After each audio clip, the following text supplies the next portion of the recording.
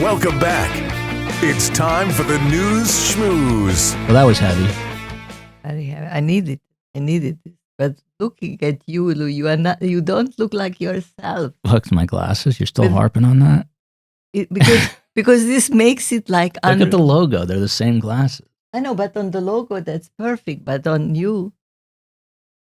Karm, I can't imagine you crashing to the ground and disappearing. It's a weird thought because you're such a pain in my ass. Like, it would be weird. I can understand that. But one day for you to just disappear. I can't imagine what Zipporah goes through. I really liked her a lot. She was, watch out, Ilya. Is she That's smart? my wife. Very smart. What do you mean if she's smart? Very smart. Why'd you just ask if she's smart? No. I said, isn't she smart? Oh, isn't she smart? Yeah, she's very smart. And she's fighting for justice. And I hope she pursues her acting career. She's got what it takes. She's got a very gentle, sweet, very sweet persona. She says she's taking acting class. Yeah, 2 years. And in London, that's no joke. You could do Shakespeare after 2 years. On to the news schmooze. And this is one of the scarier ones. Do you know who Maria, not Bartiromo, but Baranova? No. Not the money honey, but Maria Baranova. So she is the editor-in-chief of Russia Today. She's basically the, I was going to say Christian Amanpour of Moscow, but you texted me this week saying that... No, I don't go there. That you're not a fan of Christian Amanpour. I won't say exactly what you said and how you hope a disease ravages her entire being. I never said that. You say that about this. So... Anyway, Maria Baranova, the editor-in-chief of Russia Today, which is the state-run media operation known as RT, she did something that no one in Moscow would do. She condemned Russian President Vladimir Putin's invasion of Ukraine. And she said she realizes she could be in danger. Dead woman walking, like said. dead man walking, dead woman walking. The problem is, I know these people very well. They never send threats. They just kill. So there's kind of a weird silence around me. But I really think, this is a direct quote, but I really think we're on the brink of a nuclear war right now. I am not exaggerating. I have a son. I can't leave because his father won't allow me to leave with him. And so I just prefer to stay in Moscow. It seems like we're either in North Korea or we're going to be killed by a thermonuclear mushroom, she said. I wouldn't quit and I wouldn't lose my salary and job if I was sure that we are going to be alive for many years, but I really don't know what is going to happen to all of us next. Does this concern you, coming from the Tom Brokaw of Russia, Moscow? You should have told me this before I was looking for a car. That car's not going to mean a lot when the mushroom comes. Exactly. Do you think, honestly, No, it's not a joke again. Let's get serious about serious things. This is the scariest thing I heard because she was in a very high position. She's tapped in. She's the Tom Brokaw of Moscow. But here's the deal. When I was a kid in the 80s, there was the movie The Day After, which was about a nuclear holocaust. And we were terrified in the 80s that there, still the remnants of the Cold War. Well, there were a few years now of less madness. But now it's very bad. But now it feels, they just shut down Chernobyl today. There was a fire at the other nuclear. Do you think, Carmela, that nuclear war is out of the question or it could happen? Having survived the Holocaust, do you think that something as crazy as this could happen? Yes. On to the next story.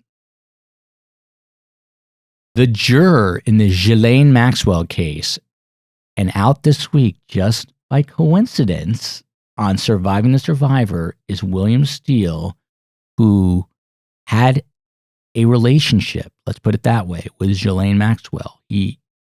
A carnal relationship. He reveals exclusive details only on Surviving the Survivor. Karm, you made a great point. I built a great podcast. I produced it. I got great media people, great branding people. Everything is right. We're missing one thing. I said it. I regretted it because he has very thin skin, and I thought it was funny, but we're true. missing the audience. If you ever say I have thin skin again, I will skin you. Okay. Back to the story. So the juror in the Ghislaine Maxwell case who failed to disclose that he was sexually abused as a child during jury selection had a strange explanation. He said he was distracted by a breakup and he didn't remember. Quote unquote said, "We just sat there for 3 hours. I didn't have a phone. I didn't have a book. I was sitting, twiddling my thumbs, thinking about the breakup that happened to me a few weeks prior," said Scotty David, who testified in the Manhattan federal court. Now, the problem is, Ghislaine Maxwell, the British socialite, for those of you who have been living under a rock, she's the one who was helping Jeffrey Epstein, who was, we believe, murdered in prison, in jail, awaiting trial. The Ghislaine Maxwell woman now says she deserves a new trial because this juror, Scotty David, gave interviews to media outlets after the verdict, revealing that he had shared his sexual assault experience with fellow jurors during deliberations, and it was not truthful on the questionnaire. And honestly, on a legal technicality, she'll probably get a new trial, which is great for us because we did the podcast and she'll be in the news again. I was rushing to get it on air for her sentencing, and maybe we'll have a whole new trial now. We'll get William Steele back on. William Steele knew Ghislaine Maxwell intimately and shared some crazy details about people who were carnal. Yeah. Knowledge. Listen, can you go to the next one? Yes, I'd be happy to. Although I kind of like to talk about this. Now, keep in mind, this is during a war with primetime viewership up a lot, significantly, because we're in the middle of this war. How many viewers do you think Rachel Maddow got last night? I didn't think she works there. She doesn't. There's someone filling in.